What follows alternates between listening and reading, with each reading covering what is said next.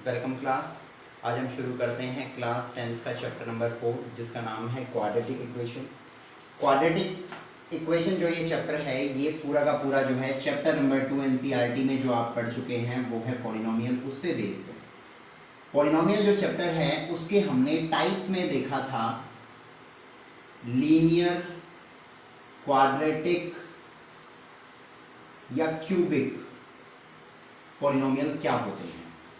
तो जो linear polynomial होते हैं उनकी डिग्री क्या होती है, 1 होती है। इनकी डिग्री 1 होती है, इनकी डिग्री जो है 2 होती है, तो ये क्वाड्रेटिक पॉलिनोमियल बनते हैं। और जो इनकी डिग्री 3 होती है वो जो है हमारे क्यूबिक पॉलिनोमियल होते हैं।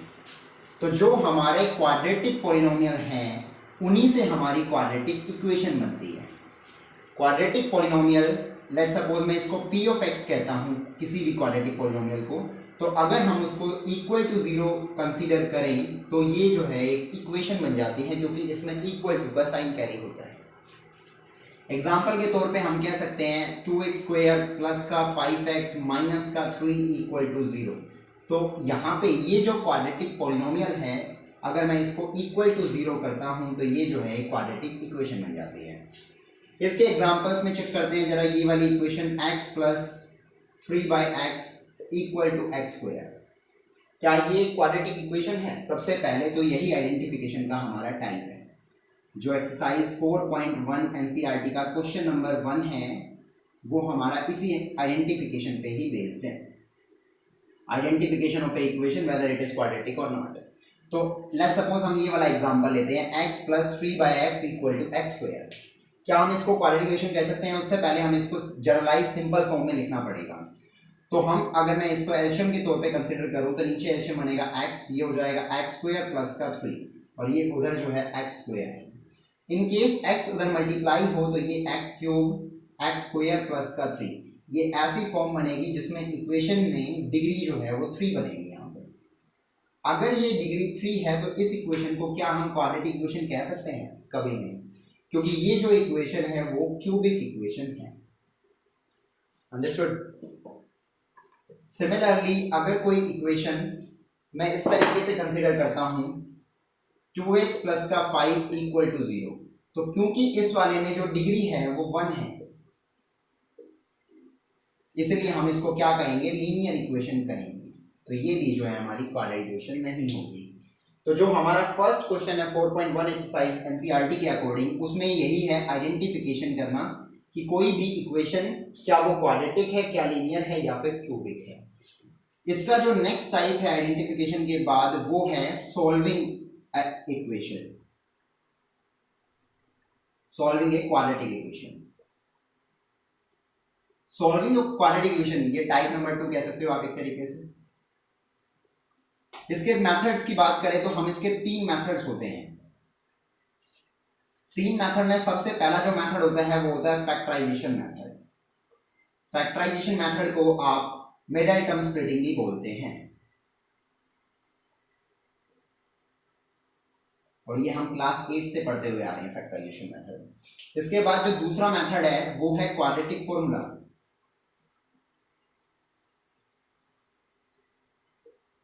क्वाड्रेटिक फॉर्मूले की बात करें तो इस वाले का जो फॉर्मूला है, लेट्स सपोज कोई भी जो इक्वेशन है वो ax स्क्वायर प्लस का bx प्लस का c, ये पॉलिनोमियल है। इस पॉलिनोमियल को अगर मैं इक्वल टू 0 के कंसीडर करता हूं तो ये जो है एक क्वाड्रेटिक इक्वेशन की स्टैंडर्ड फॉर्म हो जाएगी, standard form of a quadratic equation.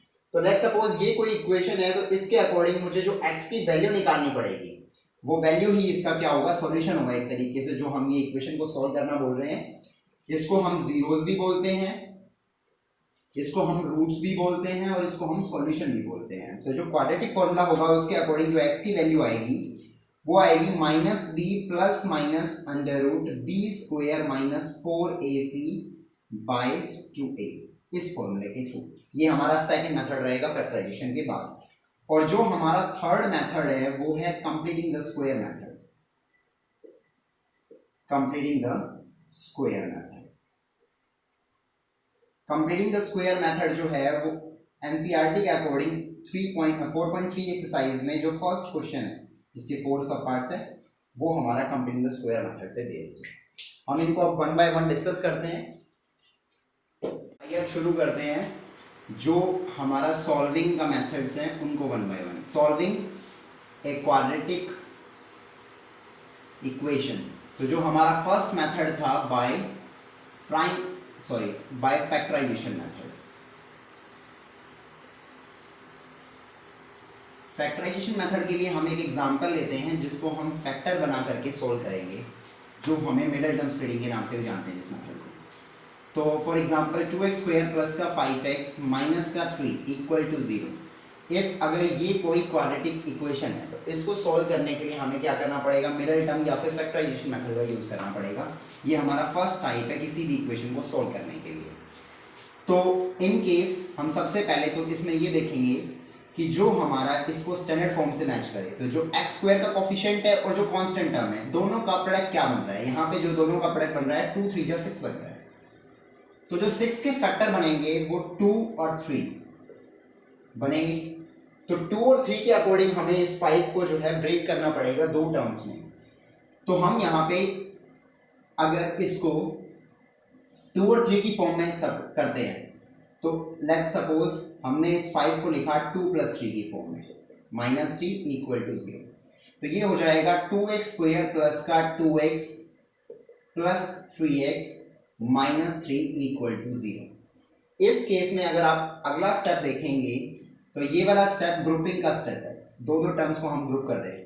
यहाँ से अगर मैं 2x को कॉमन लूँ तो ये बनेगा x + 1, और यहाँ से अगर मैंने 3 कॉमन लिया तो ये बनेगा x - 1, जिसमें कि ये ग्रुपिंग जो है पूरी तरीके से सही नहीं बनी। इसी चीज़ का बहुत इंपॉर्टेंट तरीके से ध्यान रखना है। ऐसा इसलिए हुआ क्योंकि यहाँ पे जो ये साइन थे, ये 3 साइन पॉजिटिव थे, एक साइन नेगेटिव था। इस वजह से ये जो फैक्टर है यहाँ पे ग्रुपिंग मेथड सूटेबल नहीं बना। इसलिए इस वाले की जो फैक्टराइजेशन है मिडिल टर्म स्प्लिटिंग के केस में कहीं ना कहीं गलत है। तो इसको हमें कैसे करना चाहिए वो वहाँ पे हमें ध्यान रखना पड़ेगा इस 5 को ब्रेक करते टाइम, कि इसको हमें ब्रेक करना पड़ेगा किसी दूसरे वे से। अगर मैं 2 और 3 को यहाँ से पेयर करता हूँ और किसी भी नंबर में 1 तो उसका फैक्टर होता ही है, तो हम अगर 5 को 2 3 6 -1 के तरीके से लिखें तब इसकी फैक्टराइजेशन कंप्लीट होगी। 5 को अगर मैं 6 - 1 लिख दूँ और प्लस x को साइड में रखूँ, इस तरीके से इसकी फैक्टराइजेशन कंप्लीट हो जाएगी। 2x स्क्वायर प्लस का 6x माइनस 1x और you can say x -3 equal to 0। अब इस स्टेप पे नोट करना कि यहाँ पे ये जो दो टर्म है ये नेगेटिव है और ये दो टर्म जो है पॉजिटिव है। यहाँ पे ग्रुपिंग मेथड जो है सूटेबल रहेगा।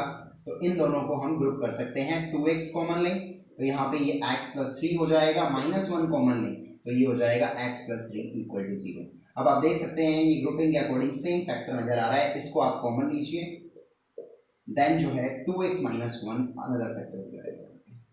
यहाँ पे ये दोनों जो फैक्टर्स हैं इसको अगर हम इंडिविजुअली 0 के इक्वल करें, x + 3 equal to 0 and 2x - 1 equal to 0, तो यहाँ से x की वैल्यू आएगी ½ और यहाँ से x की वैल्यू आएगी -3। तो ये दो जीरोस हो गए इसके, या फिर इसके रूट्स हो गए किसी भी क्वाड्रेटिक इक्वेशन के जो 2x square plus 5x - 3 equal to 0 की फॉर्म में है। इसमें एक चीज ध्यान रखने की बात है कि जो कोई भी क्वाड्रेटिक इक्वेशन होगी, क्वाड्रेटिक इक्वेशन की डिग्री क्या होगी, 2। तो ध्यान रखना कि अगर कोई भी क्वाड्रेटिक इक्वेशन है जिसकी डिग्री 2 है तो डिग्री से ही बेस्ड होते हैं उसके नंबर ऑफ जीरोस या नंबर ऑफ रूट्स। इस चीज का ध्यान रखना है कि जितनी हमारी डिग्री होगी उतने ही हमारे जीरोस होंगे। जैसे यहाँ पे अगर डिग्री 2 है तो डिग्री 2 के बेसिस पे हमारे जो जीरोस हैं वो भी 2 ही हैं। अब एक और एग्जांपल को देखते हैं इसी के साथ। इस एग्जांपल में 2 इक्वल टू 0 अगर हम इसको कंसिडर करते हैं, देखना जरा ध्यान से। सबसे पहले तो अगर मैं यहाँ पे x स्क्वायर और कांस्टेंट टर्म का फैक्टर देखूं इन दोनों का, तो ये बनेगा 18। इस 18 के अकॉर्डिंग हमें इस 3 को ब्रेक करना है जिससे कि मिडिल टर्म स्प्लिटिंग हो पाए। तो 18 के अगर मैं फैक्टर बना के देखता हूं तो 18 के फैक्टर बनते हैं 2 9 3 3 3 1। तो इस तरीके से पेयर करो कि जिनका जो प्रोडक्ट है वो 3 बन जाए। तो इस वाले केस में अगर मैं इनको बनाता हूं, यहाँ पे ये हो जाएगा 6 और ये हो जाएगा 3, तो 6 - 3 को हम 3 लिख सकते हैं। तो ये हो जाएगा 9x स्क्वायर माइनस x को अलग कर दो, 3 की जगह पे मैं लिख दूं 6 - 3 और -2 इक्वल टू 0। तो 9x स्क्वायर अंदर मल्टीप्लाई करते हैं तो 6x और minus plus 3x - 2 equal to 0। पहले इसी स्टेप पे वेरीफाई करो कि हमारे पास दो नेगेटिव साइन है और दो पॉजिटिव साइन है, या तो दो नेगेटिव हो दो पॉजिटिव हो, ये वाला केस, या फिर ऑल पॉजिटिव, ये वाला केस। इसी केस में ग्रुपिंग जो है वो सुटेबल होगी, अदरवाइज तो ग्रुपिंग सुटेबल नहीं होगी फैक्टराइजेशन मेथड में। अब देखो इसमें यहाँ पे अगर हम दो दो को ग्रुप करते हैं तो किस तरीके से ग्रुपिंग होगी। 3x माइनस का 2 प्लस 1 अगर कॉमन लेते हैं यहाँ से तो ये भी हो जाएगा 3x माइनस 2। इसमें आप देख सकते हैं कि यहाँ पे सेम फैक्टर दोनों के बन रहा है, तो इस फैक्टर को हम कॉमन ले लेते हैं 3x माइनस 2 को, और जो दूसरा रह जाएगा 3x प्लस का 1 रह जाएगा इक्वल टू 0। अब जो दोनों फैक्टर्स हैं इनको इंडिविजुअली हम 0 के इक्वल कर देते हैं, 3x माइनस 2 इक्वल टू 0 और 3x प्लस 1 इक्वल टू 0। यहाँ से जो है x की वैल्यू आएगी वो आएगी -1/3, ये आपका पहला जीरो हो जाएगा, और यहाँ से वैल्यू जो आएगी वो आएगी 2/3, ये आपका दूसरा जीरो हो जाएगा।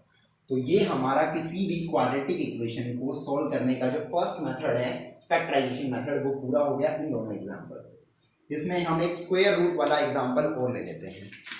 आइए अब कुछ और एग्जाम्पल लेते हैं जिसमें कि हमारे क्वाड्रेटिक इक्वेशन होंगी बट वो स्क्वायर रूट के फॉर्म में होंगी। इसमें बच्चों को प्रॉब्लम होती है काफ़ी।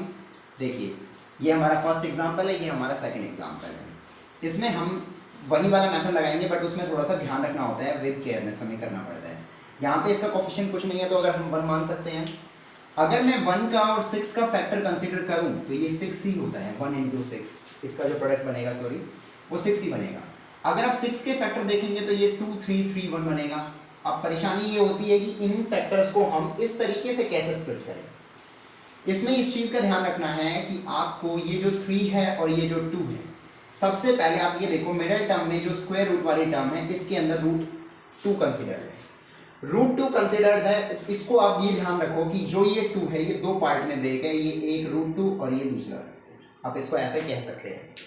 तो इन केस मैं 3√2 को कंबाइन कर दूं और √2 को अलग कर दूं तो 3√2 एंड √2 से 2√2 बन जाएगा। इसी चीज का ध्यान रखना है बस।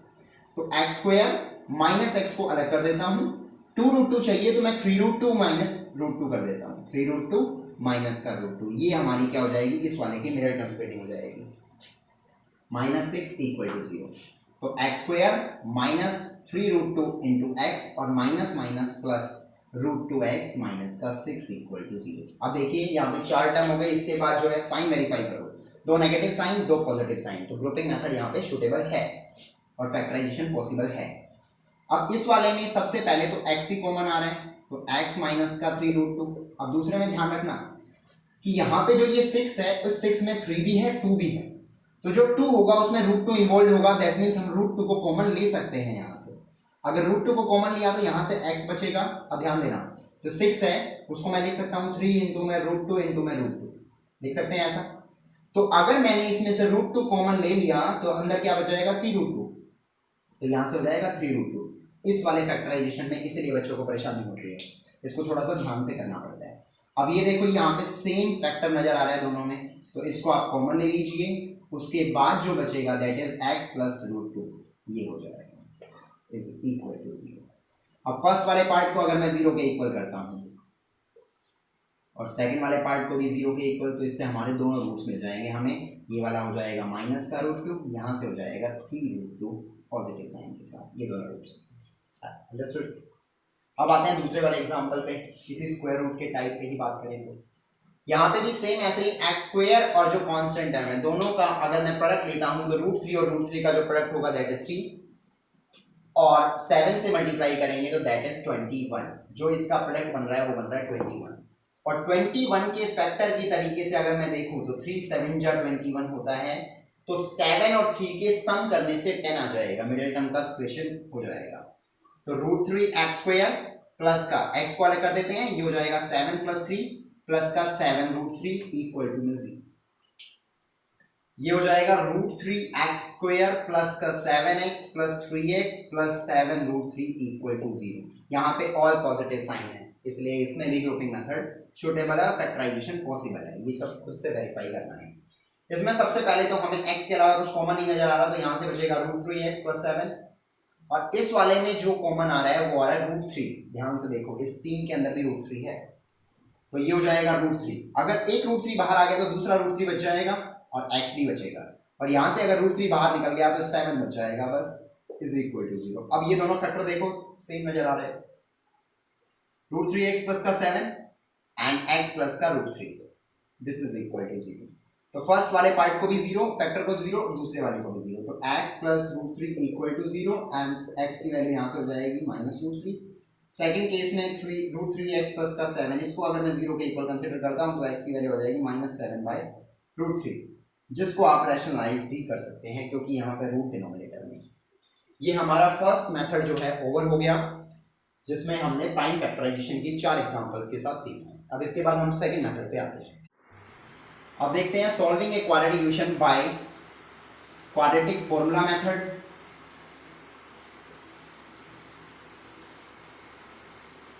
और इसका जो दूसरा नाम होता है वो होता है डिस्क्रिमिनेंट मेथड।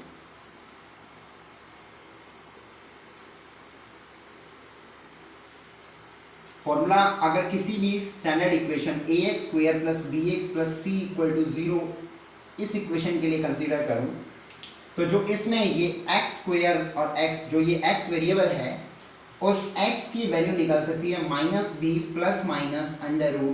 - 4ac/2a, जिसमें ये स्क्वायर रूट के अंदर वाला जो पार्ट होता है जिसको हम b² - 4ac कहते हैं, this is equal to d, और फुल फॉर्म के अकॉर्डिंग डिस्क्रिमिनेंट जो है वो यही होता है। डिस्क्रिमिनेंट d की जो वैल्यू होती है that is equal to b² - 4ac। इसीलिए इसको डिस्क्रिमिनेंट मेथड भी बोलते हैं, या फिर क्वाड्रेटिक इक्वेशन को सॉल्व करने का फॉर्मूला होता है, इसलिए क्वाड्रेटिक फॉर्मूला मेथड भी बोलते हैं किसी भी इक्वेशन को सॉल्व करने के लिए। अब जरा इससे एक एग्जांपल लेते हैं किसी भी इक्वेशन को सॉल्व करने के लिए। अगर मैंने एग्जांपल कंसीडर किया 2x² प्लस का 7x प्लस 10 इक्वल टू 0, इसको 5 कंसीडर करें। अगर हमें x की वैल्यू लानी है तो सबसे पहले हमें इसमें से a, b and c identify करने पड़ेंगे। ये a b c है क्या? a b c में a को अगर देखते हो तो ये x² का जो भी कोएफिशिएंट होता है that is known as a, तो यहाँ पे x² का कोएफिशिएंट क्या है 2, और जो x का कोएफिशिएंट होता है दैट इज b, तो x का कोएफिशिएंट यहाँ पे क्या है 7, और जो कांस्टेंट टर्म है दैट इज c, तो कांस्टेंट टर्म यहाँ पे sin 5। एक चीज का ध्यान रखना है, अगर यहाँ पे नेगेटिव साइन है तो नेगेटिव साइन को भी कंसीडर करना है, जिसमें कि बच्चे गलती कर देते हैं। अब यहाँ पे देखो, अगर मैं फॉर्मूले को अप्लाई करता हूँ -b ± √b² - 4ac/2a, minus b है तो यहाँ पे b की वैल्यू पुट करूँ -7 plus square root of 7² - 4 × 2 × 5 by 2a that means 2 × 2, ये हमारी x की वैल्यू रहेगी। -7 प्लस -7² 49 माइनस का 4 5 या 22 40, और नीचे आएगा 4, तो ये बनेगा हमारा -7 plus minus square root of 9, 49 minus 49 होगा, 9 का स्क्वायर रूट जो है वो 3 होता है, और बाय में रहेगा 4। तो यहाँ पे दो वैल्यूज आएंगी x की, क्योंकि हम पहले जानते हैं कि कोई भी क्वाड्रेटिक इक्वेशन की डिग्री 2 होती है, और जितनी उसकी डिग्री होगी उतने ही नंबर ऑफ रूट्स होंगे। तो इसलिए जो पहली वैल्यू होगी x की वो आएगी -7 प्लस 3 के साइन से, और जो दूसरी वैल्यू x की होगी वो होगी -7 - 3 के साइन से। तो ये हो जाएगा आपका -4/4, जो कैंसिल होने के बाद हो जाएगा -1 x की वैल्यू। यहां से रहेगा -10/4, जिसको हम सिंप्लीफाई करके -5/2 भी कह सकते हैं। ये हमारा फर्स्ट एग्जांपल हो गया जिसमें हमने क्वाड्रेटिक फॉर्मूले का इस्तेमाल किया, और जो हमारी वैल्यूज थी a b c को, इसी को आइडेंटिफाई करने में केयरनेस दिखानी है, देन आफ्टर उसको जो है इंप्लीमेंट कर देना है। एक और एग्जांपल देखते हैं इसके साथ।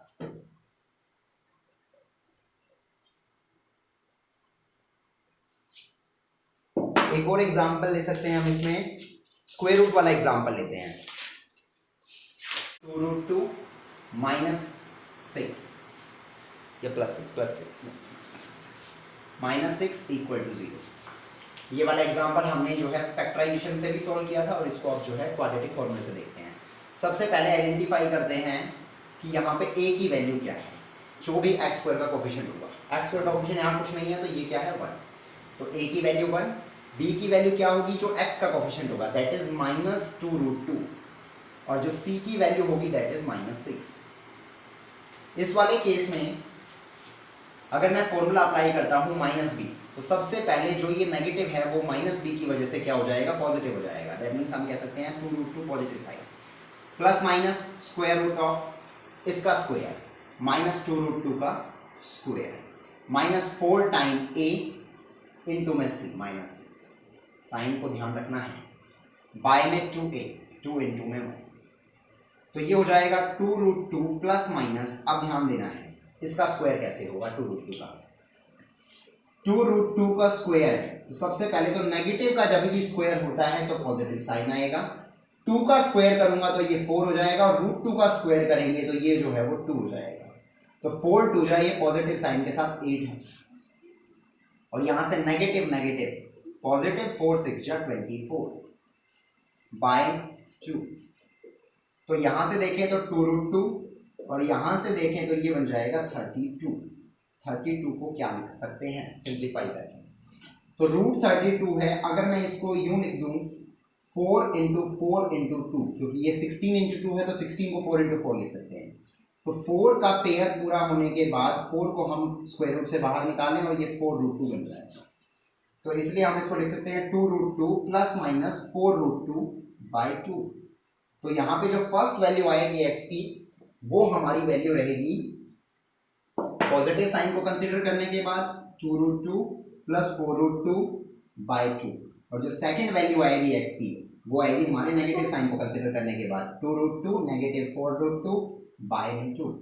तो ये हो जाएगा 4√2 2√2, तो ये 6√2 बाई 2। इसको कैंसिल करोगे तो आप ये बन जाएगा 3√2।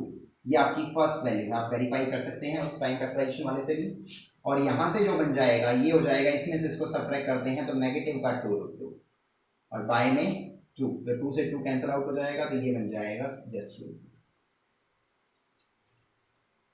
अंडरस्टूड। तो ये हमारे आज 2 टॉपिक हो गए। इसमें सबसे पहला टॉपिक हमने जो है solution of a quadratic equation by factorisation method, and जो अनदर टॉपिक है वो है हमारा क्वाड्रेटिक फॉर्मूला। इसके जो क्वेश्चंस हैं वो आपकी एक्सरसाइज 4.2 का जो फर्स्ट वाला पार्ट है उसके अंदर 5 पार्ट्स हैं, वो पांचों के पांचों जो है आपको प्राइम फैक्टराइजेशन से भी करने हैं और क्वाड्रेटिक फॉर्मूले से भी, वो इसी वाले पे बेस्ड हैं। सबसे पहले उन्हीं की प्रैक्टिस आपको करनी है। देन इसके बाद के जो टॉपिक्स हैं जिसमें हम इक्वेशन फॉर्मेशन भी सीखेंगे और उसके बाद उसमें अप्लाई करेंगे किस तरीके से, और जो हमारा थर्ड मेथड है कंप्लीटिंग स्क्वायर उसको भी कंप्लीट करेंगे।